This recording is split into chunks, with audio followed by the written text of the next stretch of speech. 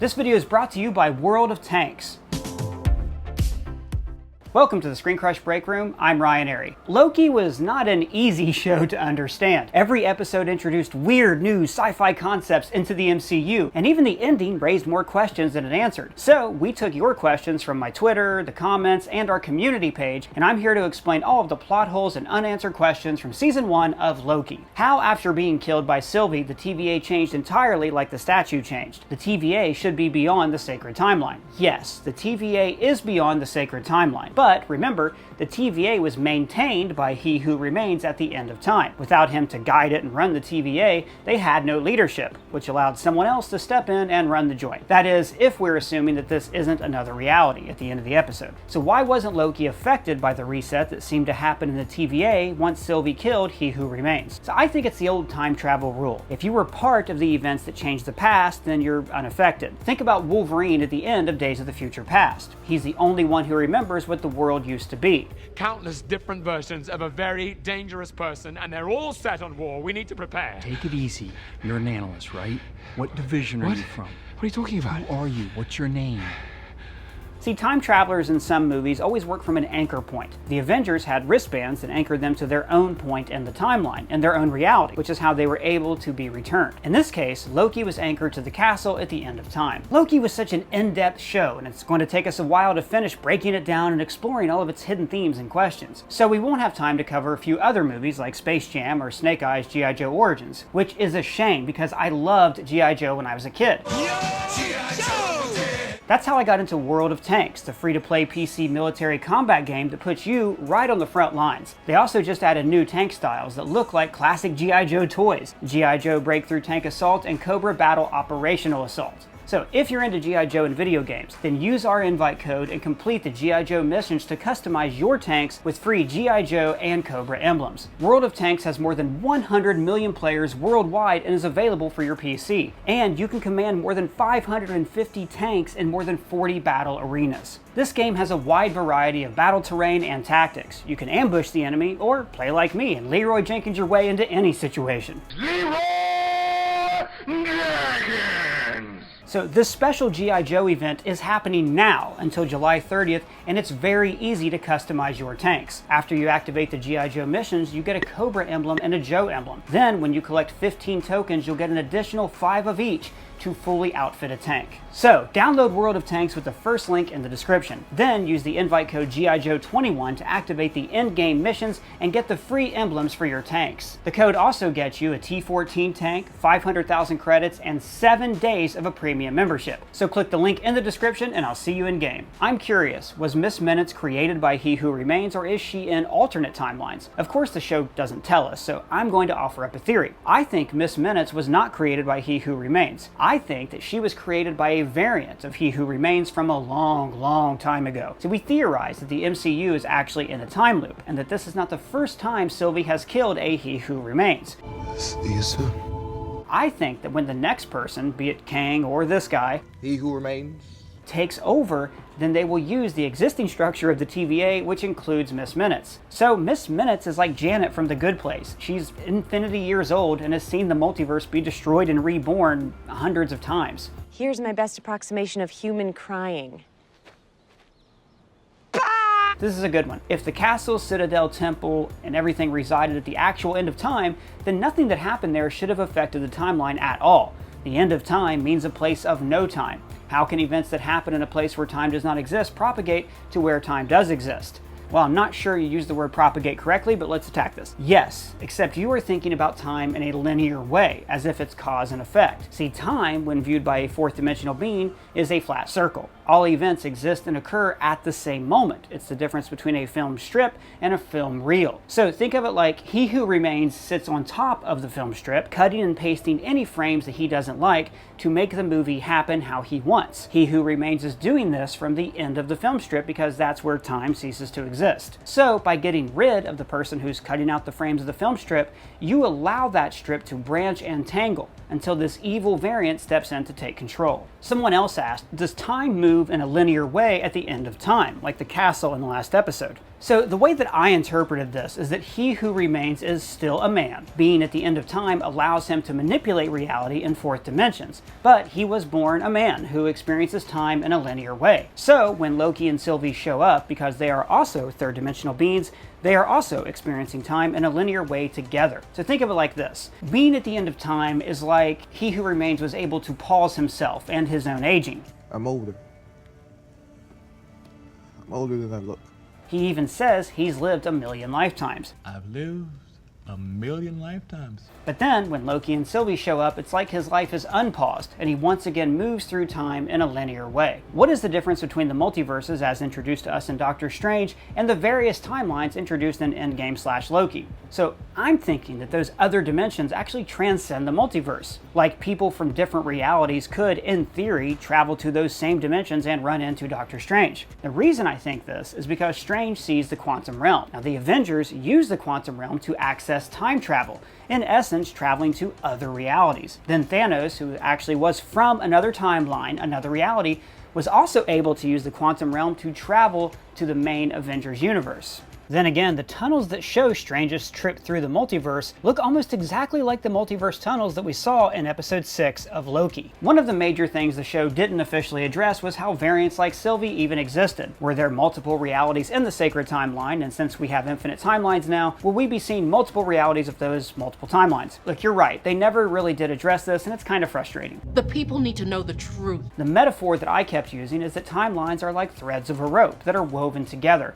The rope frays when a Nexus event occurs. To support this theory, we actually get to see inside of the sacred timeline in Loki's season finale. As the camera moves through, you can see several different lines of energy representing the different timelines, instead of this being one long, solid tube. In fact, the finale kind of confirmed this. We learned that the problem isn't that there's variant timelines, it's that some of these variant timelines led to the creation of Kang. So Sylvie would have been allowed to keep playing with her toys if doing so wouldn't have created a demagogue. Speaking of which, someone asked what was her Nexus event. Now someone on Twitter, I wish I remembered who, had a great theory. That while she was playing with her Valkyrie doll, she decided that she was going to be a hero. So in this reality, she wouldn't have lived her life as a villain. Also, can someone explain the difference between different timelines and different universes? I understand that we have a multiverse now, but does a branching timeline equal a separate universe, or can different timelines exist within the same universe? A different timeline seems to equate a different universe, as far as we know. The Avengers created branching timelines that became separate realities.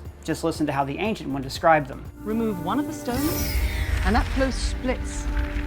Now this may benefit your reality, but my new one, not so much. This universe is only one of an infinite number.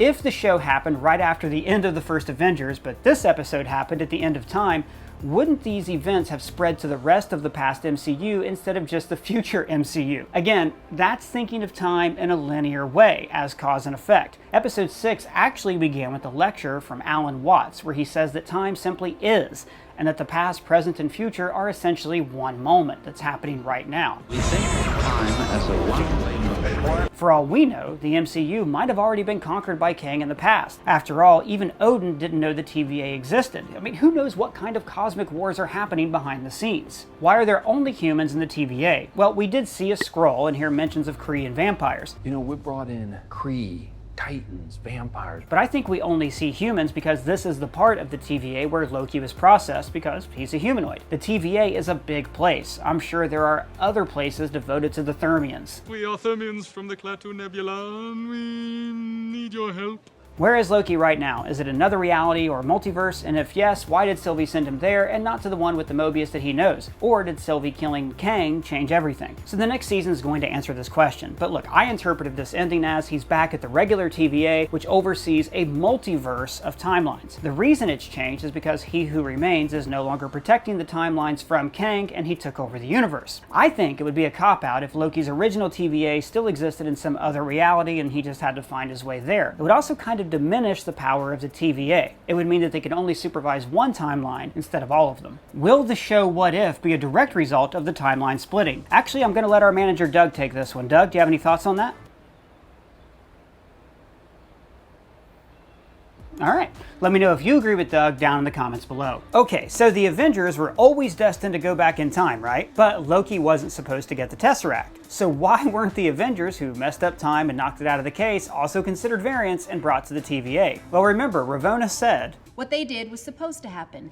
You escaping was not." Which was an easy way to brush the question aside. And again, now we know why. What the Avengers did somehow prevented Kang from conquering. Yes, they did create variant timelines, but hey, you know what? The TVA might have pruned those timelines off screen and we just don't know it. So here's a follow-up question to that. If Loki didn't escape with the Tesseract, then Scott and Tony would have gotten it, and Steve and Tony wouldn't have had to go to 1970. Therefore, them going to 1970 was not supposed to happen as a result of Loki doing something that wasn't supposed to happen. So technically, the Avengers did commit a crime against the sacred timeline. Sure, but by going back to 1970, they actually corrected Loki's mistake, setting the events on their proper path. But here's a follow-up. This visit to the past plants the idea in Steve's head that he wants to use time travel to be with Peggy. Now, we theorized in another video that Steve was not supposed to travel back and live in 1949 because it created a time paradox so confusing the director and screenwriter can't agree on what it means. Then, in the first episode of Loki, it appears here that we see Peggy Carter being arrested in the background, perhaps correcting that timeline. So I love this one. When Wanda heard Billy's voice, can it be the moment when the multiverse was expanding? Let's say yes. I think that's an awesome idea. And actually, Hugo the Hugo on Twitter pointed out that when you sync up WandaVision and Loki finales at the 26-minute mark, it seems like Wanda becoming the Scarlet Witch is the event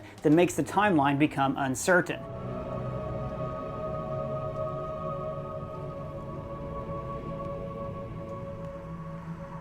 We just crossed the threshold. Chaos magic. Were the timekeepers ever real? It seems strange that if they were never real, then Kang would have no reason to have a statue of them in his home. Well, He Who Remains claims that he made them up, but then again, he is a liar. So I fibbed. Now, I love the theory that there used to be timekeepers, but Kang killed them. But as for the statues, it's all part of the illusion. If someone did get this far, then he would want to maintain the lie, right? So along the same lines, we have this question. What was with the fourth timekeeper statue that was broken? Well, there is a fourth timekeeper in the comics, but it's probably not that. It could have been a statue of Kang, right? Like if this castle was damaged by previous multiversal wars, then it makes sense that there would have been Kang statues that would have been destroyed. What files did Miss Minutes give Ravonna Renslayer? Now, we did a whole video about this, theorizing that she was acting on orders from evil Kang, who's hiding in the quantum realm. Like I said earlier, Miss Minutes might be older than all of the multiversal wars, so who really knows who she's actually working for? If the next season follows the comics, then Ravonna is going to fall in love with Kang. So presumably, whatever Miss Minutes gave her led her on that path. Next question. There was a point of time when Jonathan Majors' character realized that he knew nothing beyond that point and said anything can happen. Is this free will? Yes. Ravonna's last name is revealed to be Rebecca Tormonet. Does this have any special meaning? And how did she get the name Ravonna? Well, Mobius was also given a different name, so I'm assuming that when the TVA wiped the variants' minds, they changed their names to cement their new identities. And finally, the last question, what do you think will happen in Loki Season 2? Not really a plot hole, but I'm gonna answer it anyways. So I think it's really hard to say specifically because Kang isn't just gonna be defeated on a Disney Plus show. He's going to be in Ant-Man and the Wasp: Quantumania, and the MCU is clearly setting him up as this phase's new big bad like Thanos. Loki is also supposed to appear in Doctor Strange 2, but I'm betting this will either be a variant of Loki or a flashback that explains how this multiverse was born. But if I have to guess about next season, okay. Season 1 ended with B-15 calling for backup to arrest Loki. Boots on the ground now, archives. Implying that he'll be some kind of time fugitive. Then the season will focus on Loki freeing Mobius from mind control by showing him that he's a variant. Maybe Mobius's variant self was actually a jet ski instructor. So then Loki and Mobius will look for Sylvie in a quest to set things right and defeat Kang. It wouldn't surprise me if Loki returned to the castle in the next episode and everything is either shiny and new or the castle is just abandoned or it's not even there. I also think the TVA won't really have a function anymore since there are no more timelines to prune. Does he want us to just let them all branch? Well, at this point, how are we even going to stop it? We can't! It'll just be a useless, idle bureaucracy with ultimate power and no purpose. Like the MTA. The show might be setting up Loki to take control of the TVA and use it against Kang in the big team-up movie. Well, you do seem like you're in desperate need of leadership. But my biggest prediction is that She-Hulk will appear in the show. She was once put on trial by the TVA, and I could see her making an appearance defending Loki in court. But no matter what, we better get to see Mobius on a jet ski. So do you have any other questions, predictions? Let me know in the comments below or at me on Twitter. And if it's your first time here, please subscribe. For ScreenCrush, I'm Ryan Airy.